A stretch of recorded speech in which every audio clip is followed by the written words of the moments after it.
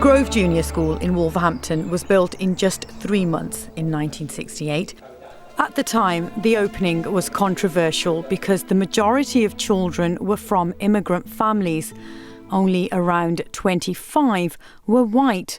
Some parents protested and a decision was made by the head teacher to put all the white children into one class with just a handful of so-called immigrant children. Jennifer HARLEY was the teacher of that class. I think the parents were quite alarmed that their children were going to be in the minority, and I think they felt that their education would be held back by children who didn't speak English as a first language. In this country, in 15 or 20 years' time, the black man will have the whip hand over the white man. A few months earlier, Enoch Powell had made his notorious Rivers of Blood speech. He was then invited to the school's official opening in December.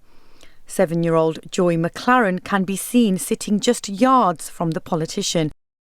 50 years later, she went back to the school to meet her old teacher, Jenny.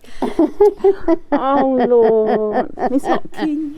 I was. I know you were, and I remember. She was one of few children who had been placed in the all-white class. I remember asking my peers that were in my class, do you know why we're in this class? And they said, well, basically, because you're good at English.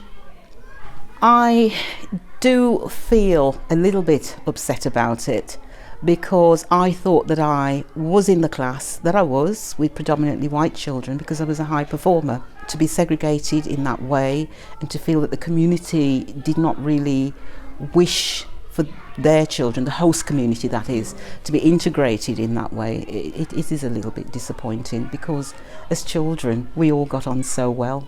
Mr. Roden wanted the school to be harmonious. He didn't want angry parents, dissatisfied parents, unhappy parents. Many thought the school would fail because of the ethnic imbalance. Really, the press and Enoch Powell whip up this kind of campaign of saying white children aren't getting as good an education, and it's really not proven in practice. Actually, it becomes a very successful primary school. My favourites were desserts, the colour crisps, chocolates with custard, toffee pudding. Patrick Vernon was 8 when he joined the school. The majority of us were born here, we're British. So to be classed as immigrant children, I think it was an affront because it meant that we didn't belong here. And I think that was an issue for my generation. 50 years later, the school has changed. It's now an academy and approximately 40 different languages are spoken. Jag kommer i klassen med, lyssnar och klassen kan kolla sig. 10-year-old Beatrice is an interpreter for Romanian families and children who are new to the school.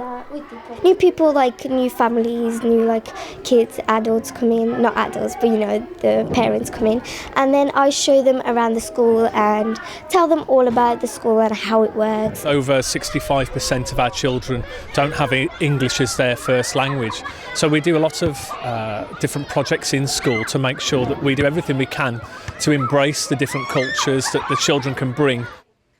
It's been 50 years since the spotlight was last on the school, because today there is nothing unusual about this picture. Balvinder Sidhu for ITV News.